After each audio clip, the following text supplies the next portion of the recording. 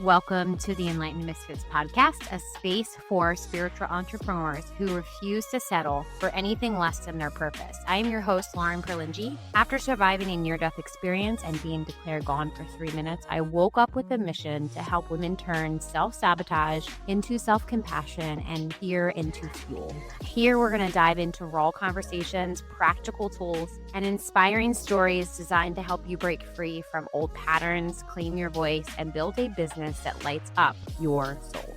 If you've ever felt like you don't fit the mold, you're in the right place. This is where Misfits rise into their power. Welcome to the Enlightened Misfits podcast, where purpose-driven entrepreneurs turn self-sabotage into self-compassion and rise into their power. I am your host, Lauren Perlingi, and I'm here to share real conversations and tools to help you create a life and business aligned with your soul. So let's dive in. And in today's episode, I have Sandra. She is a published author, founder of Rising Above Your Story, and creator of the Trauma Reiki Healing Method. Welcome, Sandra. I'm so happy to have you here with us this morning. Thank you so much, Lauren. I'm so excited to be here. Yeah, of course. So we're going to just dive right in, and I want to know who you are, a little bit about your story, and how you help people. All right. Well, I'm Sandra Cooze, born and raised in Germany, and then love brought me to the beautiful province of Newfoundland. That's over 20 years ago. Well, I'm first and foremost a former trauma survivor. I was molested when I was 12. I was sexually harassed at 14. I was bullied in school between the age of 16 and 17. I was sexually assaulted multiple times between the age of 19 and 25, and I was raped at 22. Then, when I went to seek professional help because I didn't like the person I had become, I was dismissed with the words, "I believe you already worked through it all. What am I supposed to do?" So then I hit rock bottom. And the thing with rock bottom is you have two choices. You can either stay down there and keep falling further and further in this bottomless pit, or you climb back out. Now, I'm Leo, so I'm stubborn by default. And I was not willing to give up on life. And so I climbed out. I found my own way of healing, and I turned this into the most amazing profession for myself because I learned so much about trauma and what it really is, how spirituality fits into all of that because it plays a huge role. And with that, I designed a healing modality that helps my clients release even the most difficult trauma up to PTSD and start living their life on their own terms. And I know that the listeners listening to this definitely can resonate with some parts or maybe all of your story. Like your journey, your living testimony is basically that healing is possible. Like at the end of the day, healing is possible. And I literally, you read my thought. I was like, I'm going to ask her what her zodiac sign. So you have to, and then you said Leo. I was like, okay, that makes sense. I'm an Aquarius. My son is Aquarius. So I love Leos. Like we're sister signs. You know, it's like the complete opposite, but not at the same time. Mm-hmm. So I love that. So thank you for sharing your story. It's very vulnerable of you. I know that is like a past version of yourself. So just like me, very similar to me. It's like I very brief when I talk about it, but I can go in depth because I feel like there's listeners listening and they could just be starting their journey. They could be 5 years into it. They could be 2 hours into it. You know, like it's all different. Like we're all on different. Yes. We're all on different paths, right? But I feel like just like reading who you are and knowing like who you are and what you just said, I really feel like you have a really powerful mission here. And especially, we'll talk a little bit about your book later, but can you tell us a little bit more in depth about like what your program entails and like how it came about? I know it's from your story, but like what does it, like what is it, like how do you walk your clients through it? What would they experience? How would they feel going through this program? Okay. Well, how it came about is when I started practicing Reiki. I've been a master since 2010, Okay. and I started slow with having clients and getting acquainted with using energy. Yeah. And always after the sessions, I sat down with my clients to make sure they're grounded and that everything is fine, no aches or pains. And they usually ask questions. And what they always did was they just opened up to me. They talked about their traumas and their issues. And I never asked, but they always felt safe to open up. And on some level, I always knew exactly what I needed to hear in order to shift out of this mindset. Well, back then, I had no clue what I was doing was coaching, but it's basically what I did. And it was intuitive coaching because I channeled the answers they needed to hear. I still do this to this day, a little more, zoned in than back then, because now I understand what I'm doing. But there were a couple things that my client said that got me to this point where I was like, something has to change. So, and a couple of my clients said, well, they triggered a therapist in their session and they had to help their therapist through their trigger in their own session. So then I said, well, if my therapist can't handle my story, how am I supposed to? Then others were dismissed by the therapist just like me without any other place to go, any other suggestions. We were just left hanging and had to figure this out on our own. Now, thanks to my stubbornness, I did figure it out, but there are so many people who just say, well, I can't be helped and this is my life now. And I thought, this can't be it. There has to be a way to fully heal. And then I thought, wait a minute, I did that. So let's do something with this.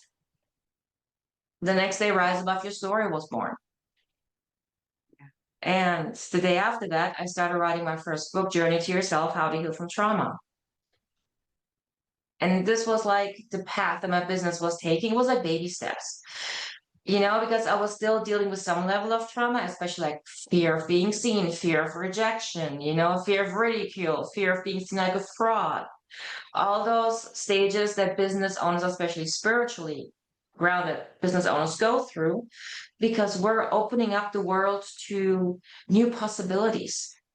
And most people are so stuck in the 3D that I can't even resonate with this, that there's more out there that's outside this box that we were put in. So gradually my business changed and evolved. And at first it was just about trauma healing and coaching. And then I always came to the question, okay, now what? We were stuck in an issue and we didn't find a root cause.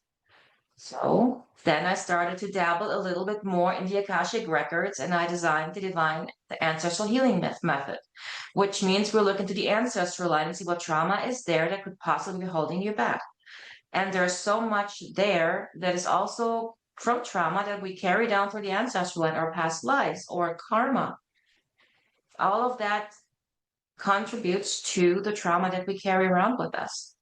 So over the years, what I designed was like a full circle trauma healing approach where I really look at everything, every little nook and cranny.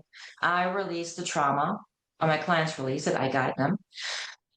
And yeah, until to the point where they just thrive. There's no trauma left. And they design the life on their own terms, not being held back by anything. That's my business in a nutshell.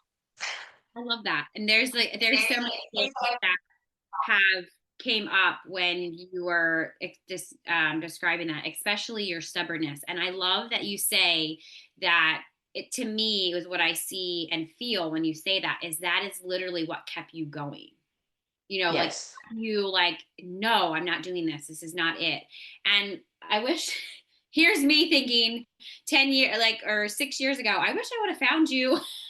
I mean, I found you now. So that's, I'm excited. I hear that way too often, unfortunately. And I'm like, because you're talking and I'm like, yes, like in a different way. Yes, I did. Yeah.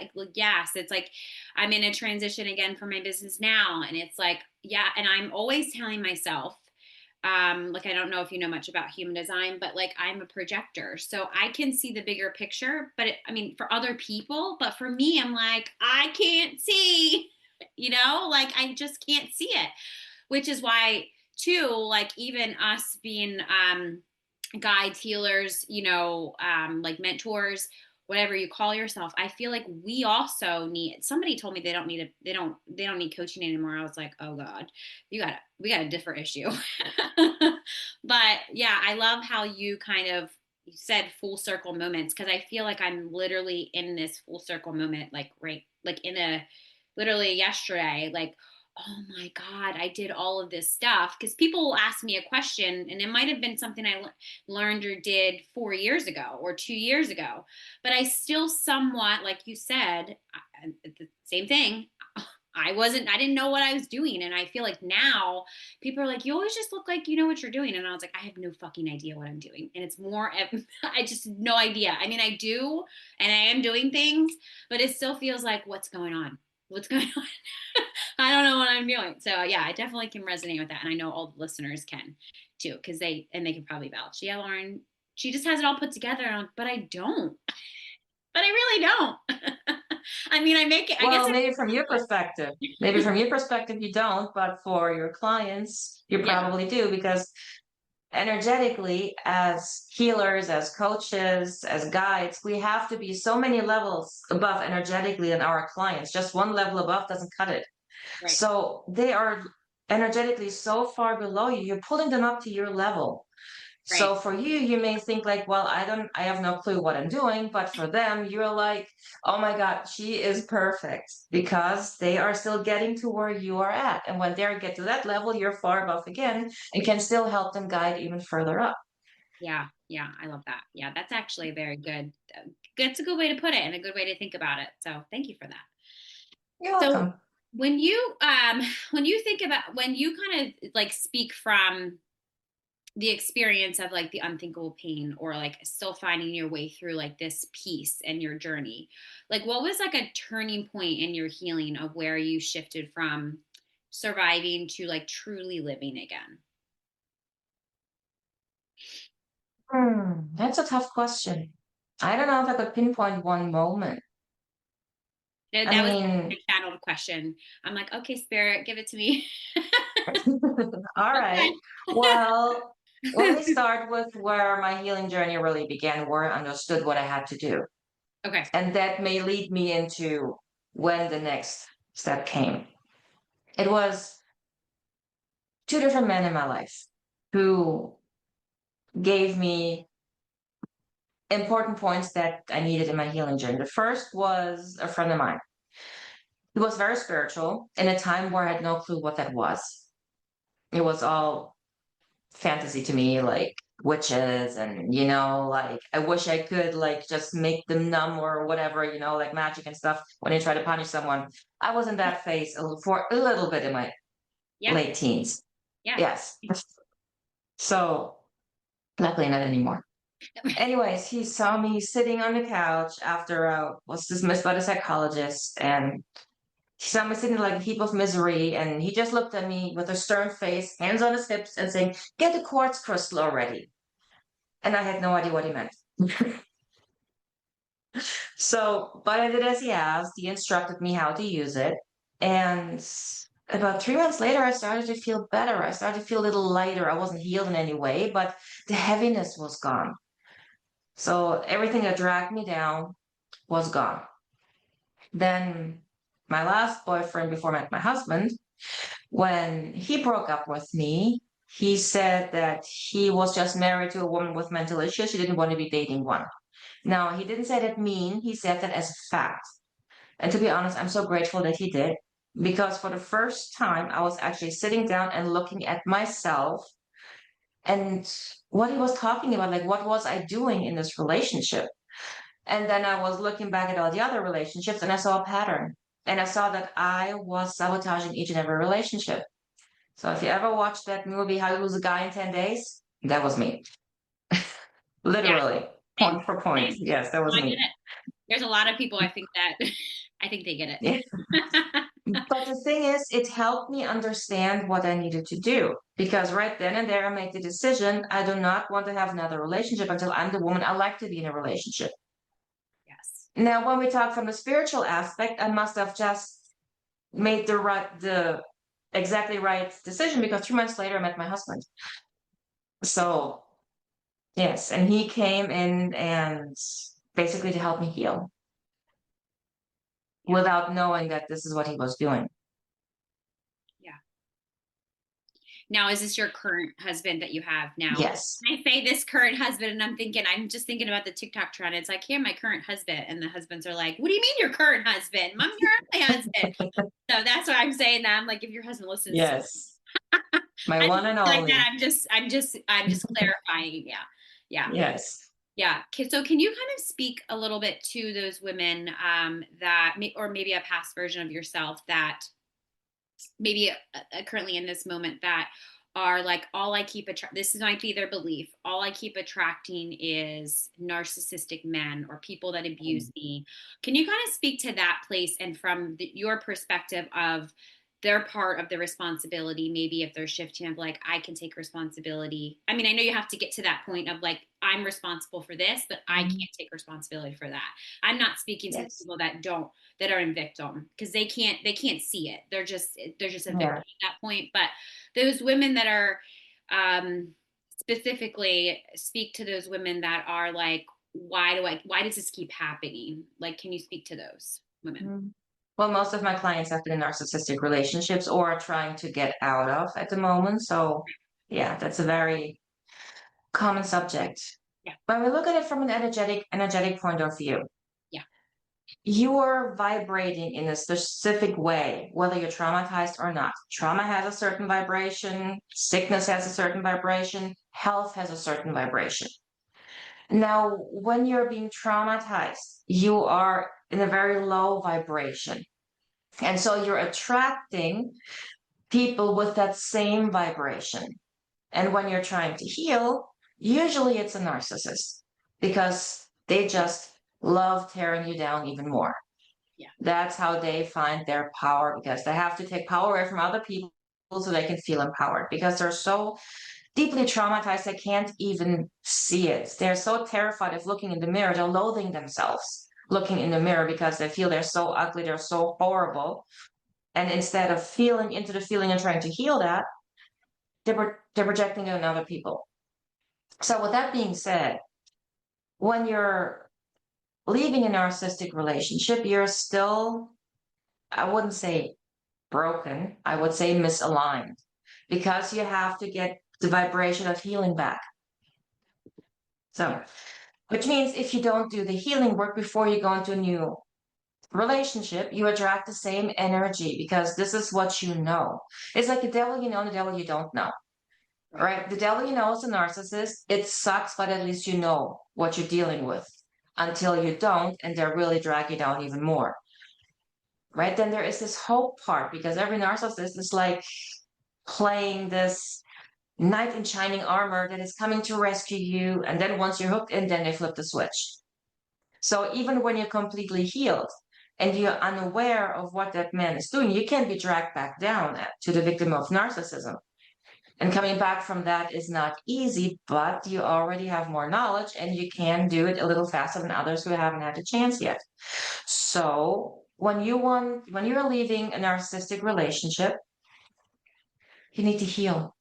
You need to start releasing everything that's holding you back from raising your vibration, because once your vibration is higher, you meet people in that vibrational level. So they have already done some healing, so the relationships are less rocky. And then when you heal even more, and you get even higher, you meet people who have healed. And then it's like empowered relationships, like true partners. It's all about the vibration within you. So healing, healing, healing. Yeah. Yeah. Thank you for that.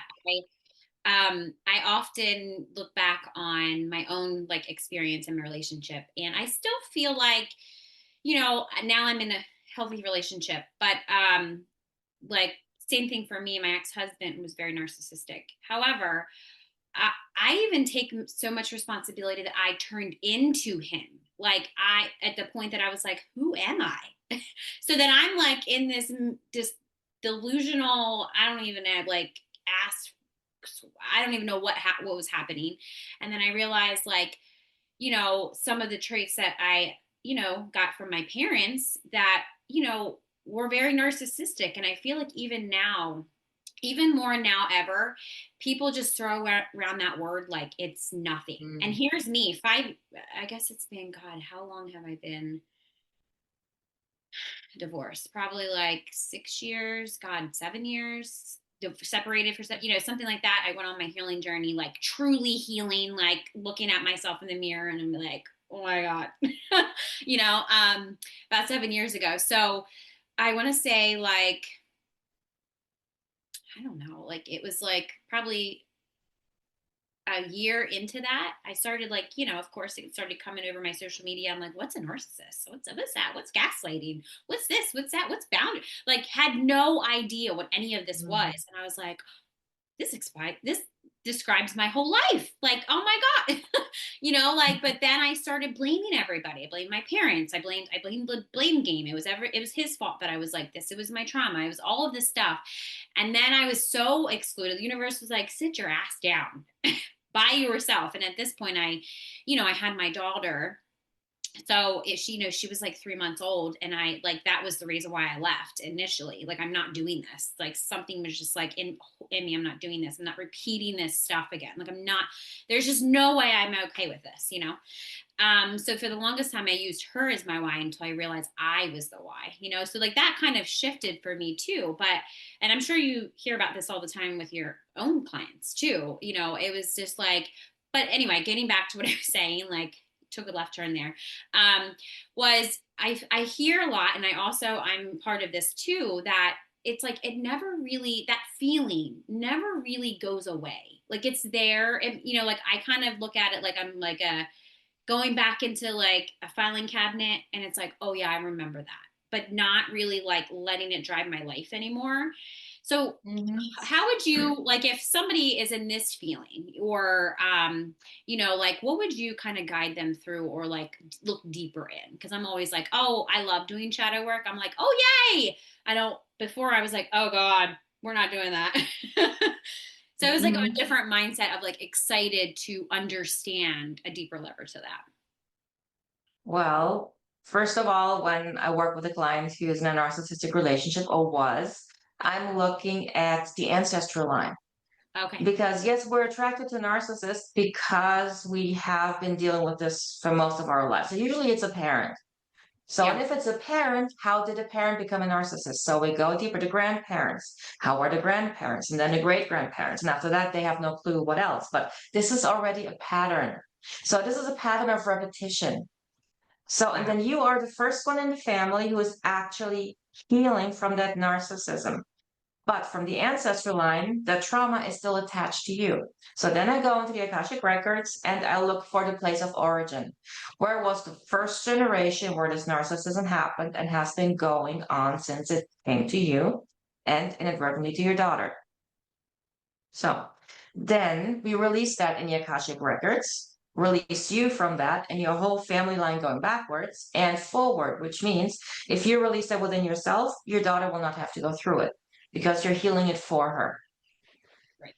So if it's like something that if we have really worked for, I don't know, 6 months to a year on the same issue with narcissism, and we have cleared everything that could be, they're thriving, they're doing great, but there is still this fear that something is coming back or that they're being dragged down again or anything, then ancestral line. Usually I do that sooner than 6 to 12 months, but Okay.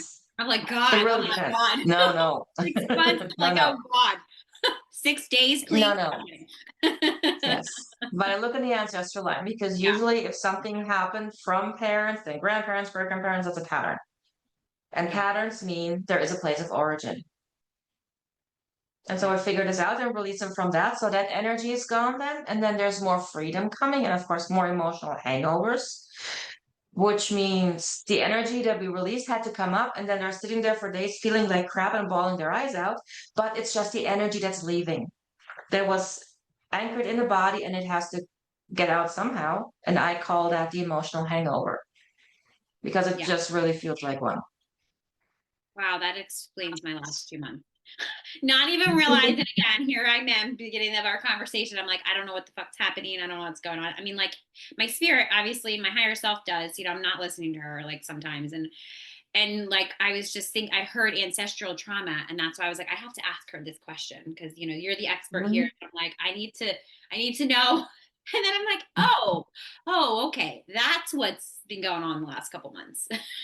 I think for a lot of us, I should say, even if you don't know, that's probably what's happening. Yeah. Probably, yes. So now let's talk a little bit about in the ancestral trauma. So like, Mhm. how do you begin to like identify where that, when you said that, like that pain or that pattern, I should say, is carrying, that actually is not yours, and you've just you inherited from your lineage? Like, Mhm. how do you know, and where do you begin to identify that? Well, it usually comes up through conversations. Okay. It's like we're talking about different issues and they get their aha moments because I channel and tell them exactly what they need to hear. And they say, oh, okay, now that makes sense. Just like you right now. It just made sense. So, Yeah. but sometimes it's like there's still this heaviness. And then, like, I have this heaviness in the chest or in the solar plexus area. That's where our chi is, the path of our soul. So, basically, that's where we usually feel when something's off. And I was like, okay. Then we looked a little deeper. So then I asked them questions about their family. So how was your upbringing? How was your mother's or your father's upbringing to get like a baseline? So, and then we follow where it leads us. So if the mother usually had like a difficult childhood, the father wasn't that great either. And so on and so forth. And some aunts and uncles maybe. And I was like, okay, so this seems like a family issue. So I was like, okay, how are the grandparents? If they still know.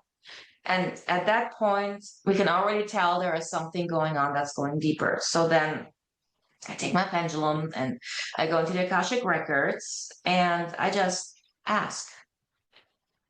I just ask if there has been trauma or an issue. If you already have a name for that trauma, then I ask specifically for that. And then I just tell me yes, no, and when it was, how it happened. And then I just ask if we can release it. And if they say yes, then we release it. I love that. And then usually a couple days later, they start to notice a shift. Some feel it right away. It's always amazing to see when they can feel it in the moment as it's being released, and others just need a couple days longer, which is perfectly fine. Yeah. I love doing Akashic. Here's me, like when I was doing my, like, I'm gonna teach all myself, you know, like that moment you're like, I could do this all myself. And then you're like, no, kid. So when I read the first book I read in the Akashic Records, I was like, oh my goodness, I can heal myself. You know, I was just, you know, it's just funny how, but I love doing ancestral work, love doing all of that. Cause the one thing that really stand out to me when I was listening to you was just ask. Like, I think all of us just forget to ask, and it doesn't matter. Mm-hmm. You could be doing whatever, and it's like, I just need to remember to ask. If it's asking for help, I was on a group call yesterday with my mentor, and I know a lot about angels, I know a lot about spirit guides, I know a lot about all that, but the one thing I learned yesterday was apparently there's unemployed spirit guides. So you can ask for them, like, meaning that's what she called them. I think that's what she said that her mentor called them. But there are spirit guides that either finish their mission or they're new and they just need work. So I'm like, that means I can sit here and be like, I need you right now. Right now. I need like, it's like wild. I was like, oh, they're gonna get tired of me. They're gonna get really tired of me. So let's Oh, kind of, I don't think so. yeah. It's like, if you could only be on Earth again. I think you forget how hard it is. um, so let's like kind of switch gears a little bit and kind of talk a little bit about your healing method, and then I want to hear all about your book as well.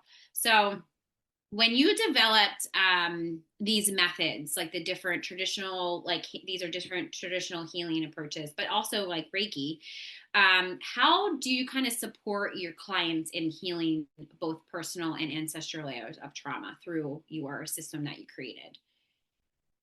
Well, with my clients, I do work one-on-one Okay. simply because everybody's different. So I could not create a system that would work for everybody because we're all individuals. And when it comes to trauma healing, we're all in different levels. So it would be very difficult to create like a group program. So I'm not even trying. So yeah, it depends where they're at in their story, in their journey. Usually I always offer a free consultation. So we discuss what issues they are. I mean, I don't even have to ask, they just start and just tell me everything that's going on before I even said hello most times. You're like, she's gonna listen to It's me. nice. I like it. Yeah. I like this connection that they already are forming. That's so important to have this connection. 100%. And then depending on how deep their trauma still is, we will determine where to start. If they're really still stuck in deep trauma or they have been suppressing for decades and suddenly it all came rushing to the surface, then of course we start with deep trauma healing. I use a modality called traumatic incident reduction, or TIR, which is the most amazing modality no one has ever heard of. I was gonna say, you just said something I never heard of before, so I'm like, Exactly. wait, I never heard of that before. So you'll have to explain too. It's kind of interesting. TIR and EMDR were created around the same time, but EMDR got all the funding and TIR got nothing. So if you want to check it out, it's tira.org. That's their website. And I love this modality. It's a little bit like coaching in the way that you're asking questions. But the interesting thing is, each question is asked repeatedly until my client says, well, nothing else comes up. And this brings many triggers to the surface. So let's say, for example, if I would say concerning tree, is there anything that has been suppressed? So, and then you tell me what pops into your head. And this is like the first trigger that's leaving. Then I ask the question again, and the next trigger is coming up. You talk about it and it's leaving. And then the next trigger is coming up. You talk about it and it's leaving. So, and after the third or fourth repetition, usually something comes up where they're saying, oh, I completely forgot about that. Because that was like pushed down by every trigger that came after. So we're basically reverse engineering instead of getting all the triggers in, we're getting them all out in the way they came in. So, and only when we're finished with the questions, there are 20 questions. Usually we don't need all 20, simply because at some point there is not much more information that could come out.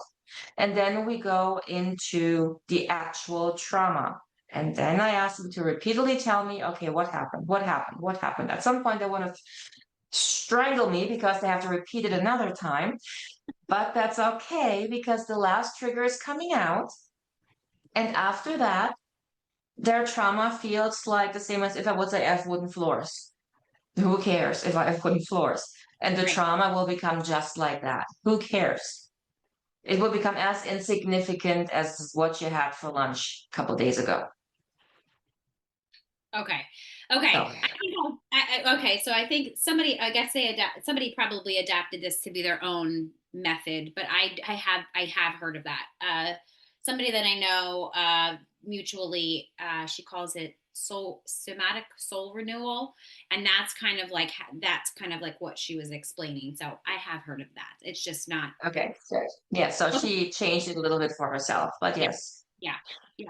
Which, I mean, so just, I think it's very powerful. Like, especially when you talk to somebody, like you talk to somebody and you can see that they're triggered and you're like, oh, shouldn't say that again.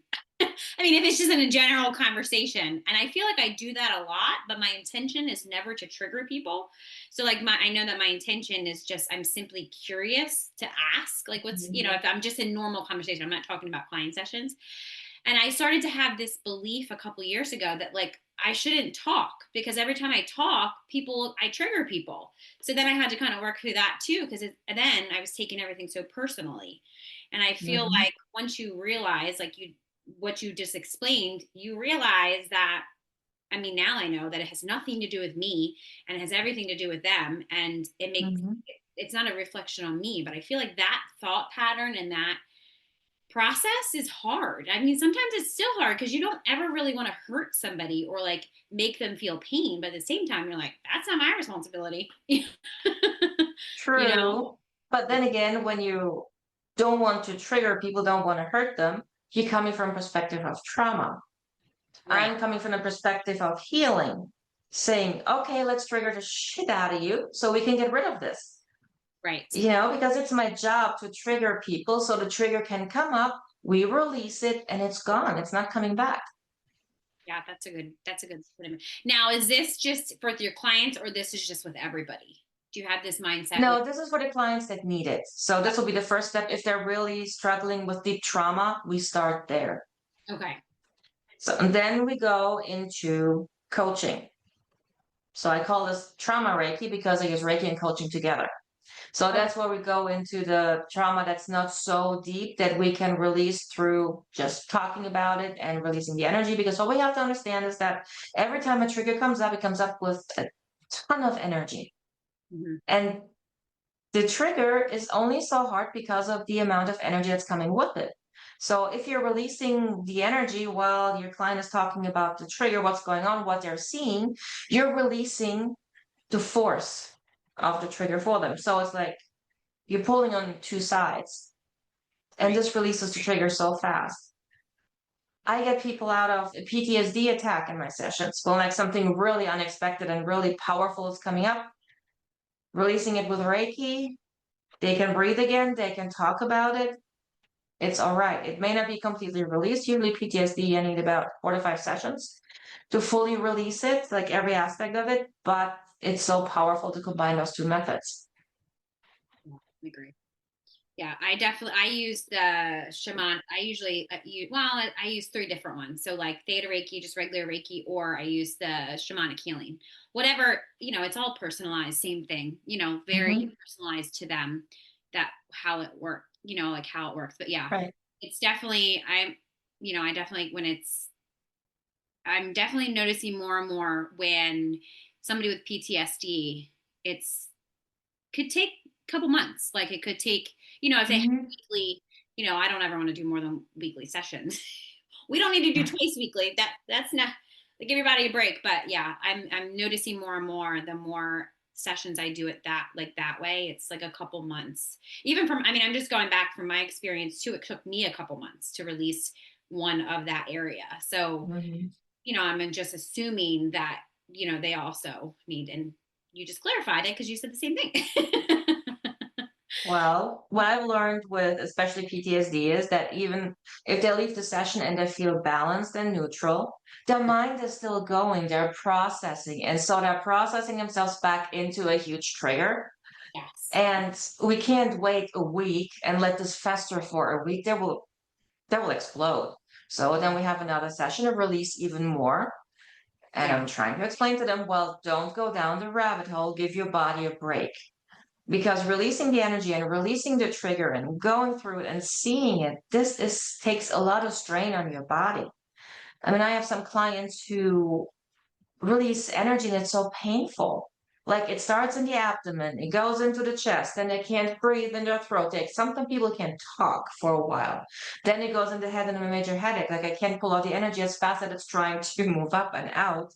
Right. So, and this is a huge strain on the body. And if the mind doesn't stop, so you have to redirect, which means I teach my clients how to redirect. Like, let's say, singing, dancing, going for a walk, like using at least 3 senses all together to keep your mind busy and not able to go back down the rabbit hole so that the body can relax a little bit. But yeah, sometimes I do have 2 or 3 sessions with my clients in a week if it's necessary. And then it's just only weekly or bi-monthly. It fluctuates. Yeah, it's different for everybody. Yeah, that makes sense. Yeah. Yeah, no, that definitely, especially if you're speaking about like deep trauma that's moving through the body, like if it's wherever it is, I feel like for me personally, mine was a lot of it in my throat of like, be quiet, all that stuff, but also some in my sacral too, and my hips. Like for the longest time, I've always had hip problem, back problems. And, here I'm like, why do I have hip problem? Don't give me a spiritual definition. I don't want to, it's not because of whatever. But then I'm really realizing that, releasing somatically, releasing that too, like helps. And, doing my own stuff, like I'm sure Exactly. but I feel like I'm always like that mirror to maybe like what my clients are going through, or a similar experience of like what they could possibly go. Like it's literally just a mirror to what I can give advice, like you said earlier about, you know, that vibration. It's like very similar, but it's like a past experience. So yeah, Right. I know you love the work that you do. That's why I'm like, when when I knew that I was recording, I was like, oh, I shouldn't say I love talking about trauma, but I do in a way that it's like solutions. This is what it is. This is how, I mean, like just by talking to you, I've learned so much. So thank you. Thank you for being here with us. So happy I am. Well, think about pain. Pain can also be ancestral. Yes. Yeah, that is what was brought to my awareness 6 months. Nah, I can't. 6 months, maybe a year ago, and I kept forgetting about it. So I like worked on it, and then like I didn't feel it anymore. So I'm like, oh, it's gone, but it's like coming back up. Probably the last couple of months that it's coming back up again. So I'm like, oh, I get to go back into the ancestral healing. Which is probably why I was asking you so many questions, because I think there's some of them are for me too.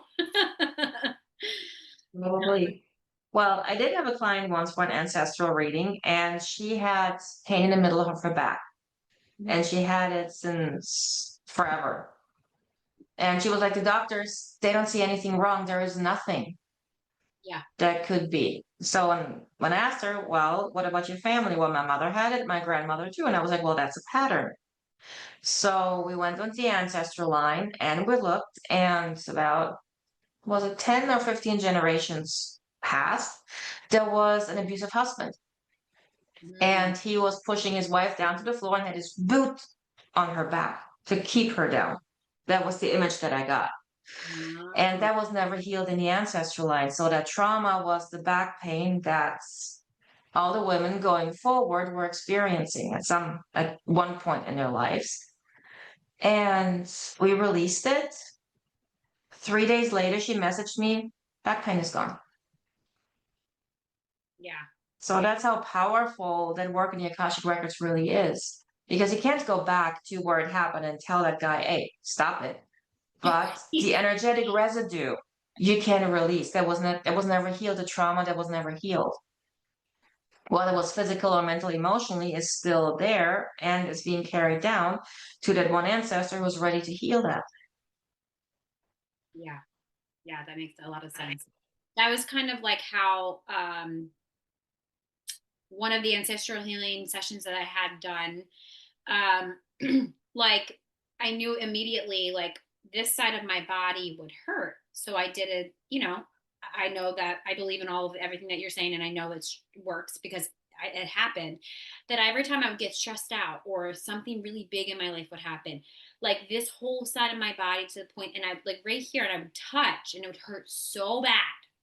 And I'm just going back through all of this. It was all related to like ancestral stuff, like, or like hunched over, like when I'm trying to protect my heart, not even subconsciously realizing that like I'm hunched over, or like my posture or something that's like my heart. I'm trying to protect my heart if I feel, you know, whatever the case is, if I feel like unsafe or something. And like realizing that, so I'm carrying, like when people don't realize that, you know, and I don't think I didn't have this awareness a couple of years ago either, but you know, we're carrying in our DNA a line of whatever we're getting from our ancestors, both sides, you know, feminine and masculine. So it was very powerful to be walked and guided through that session, because I don't feel that anymore. Like I just don't. I mean, I have now it's my hips. So maybe I need to come work with you, because I'm tired of my hips hurting and my back hurting. So I'm sure there's something else there, but it's just so eye-opening to realize that like I can release this. It doesn't have to stay in my body. Me thinking I have to go do more yoga. I mean, that's great, but at the same time, I think it's more of a deeper level, definitely. So you yogis out there that are listening, it could just mean that you need to go work with Sandra, because maybe if yoga is not working for you, it's something deeper. Very possible. Yes. Yeah. So to kind of tell us a little bit about your book. Is your book out? When will it be out? How can people find it? What it is about? I want to know all the things about your book. Okay. Well, one book is out. The second one will be out by December. Okay. So before Christmas. So the first one is the first book of a trilogy. It's called trilogy is called Journey to Yourself. So the whole journey from being deeply traumatized to being your true authentic self. That's going to be 3 books. The first one is out. It's called Journey to Yourself, How to Heal from Trauma, written by someone who did. So in this book, I basically take the mystery out of trauma. We're so afraid of it because we don't know what it means. So I basically, take the fear factor out, explain those different things that we do because of trauma, why we have that. I have exercises, room for notes, I have journaling techniques. So all to really help a person start their own healing journey. And what I've heard a lot from people who read my book was that it's growing with you. Meaning when you start reading it, only certain aspects of the book will resonate with you. Then you start the healing journey. It will automatically happen as soon as you start reading because you have one aha moment after another, and the aha moments is what make you heal. As soon as you have an aha moment, you're releasing something that was blocking you before because now you understand it, and so now it's moving out of your system. Then 6 months later or a year later, you read it again, and then there are other aspects of the book that resonate with you because you have grown, you have evolved, you have started to heal. So, and this is by design. Because I don't like this question, now what? I really don't. So, and this book is supposed to give you all the answers you need on your healing journey up to a certain point. Then the next book is going to be how to unbecome who you were taught to be. So all the limiting beliefs and the conditioned behavior, what society put on you, what your family put on you, all those wise words that are all horrible when you think about it, and all keep you stuck in a life that you don't want. How to release those. That is going to be the next one. And the third one, of course, how to really bring it all together and get to your true authentic self, who you really are without anything holding you back. Now, the book that is coming out in December is called Trauma Reiki, Awaken the Healer Within. Basically, what this means is in a way, it's the introduction to the Trauma Reiki certification course that I built. Because it helps you understand who you are, truly are, what is holding you back, why you can't access the healer within, because we all have that. We all have the healer within. We all have this knowledge inside, but we can't access it because we're traumatized. So all the trauma work that I'm doing explained why I'm doing this, what my clients get out of it, because you may be completely stuck in 3D and believe in nothing and think this is life. And at the end of it, you're so highly spiritual simply because your spirituality was that free. Because we release that through trauma healing. We're all sensitive to energy. All of us, whether we believe in energy or not, we're all sensitive to it. And this is what I'm trying to explain in my book, guide you how to get there so you can tap into your healer within and your Christ consciousness, because both is connected. And then how you can do the work I do. Because this is how we're going to shift the planet, by healing humanity, by bringing humanity back to who they really are. What we have forgotten, what we were made to believe. We were disconnected from our divine source, but we were only disconnected. It's still there. We just have to reconnect. And that's what I'm trying to bring across with my book. Of course, go into detail about how I work and, of course, what the course will bring. So how I'm teaching this. And I'm super excited about it. I know. So there's 3 books. So you have 3 books, and this will be a 4th book teaching the trauma Reiki. Is that correct? Yes. Okay. Well, 1 book is out, 2 are still being written from the trilogy. So technically, Trauma Reiki is my second one that is going to be out. Okay. So I'm working a little, here and there. So wherever I feel energetically guided. Oh, okay. So it looks like a little chaos, but no, that's okay. It's organized chaos, as I say. Yes, like exactly. It's going to eventually. Yeah, I love that. I'll make sure also that your link is, so if you're listening to this might be out by the time that the book is out, or if it's not, when we're recording this, I'll make sure that you can find her link below if you're watching this on YouTube or if you're listening to this on any of your podcast platforms. So you can check that out. And then also I'll make sure your first book, they can also. Thank you. I can talk about this all day, but I feel like we need to, I should probably wrap this up. This is what happens when two and people get together. So talking. I know exactly what you mean. It's like 3 hours and it's like this conversation could be for 3 hours. Easily. Yeah, definitely.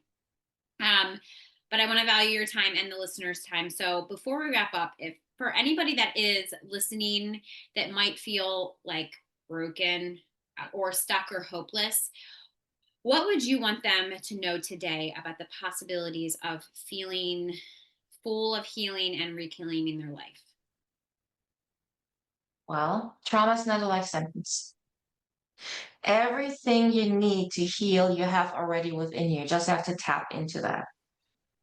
I know it's terrifying, and I know you probably would love to do anything but that, but it's so worth it.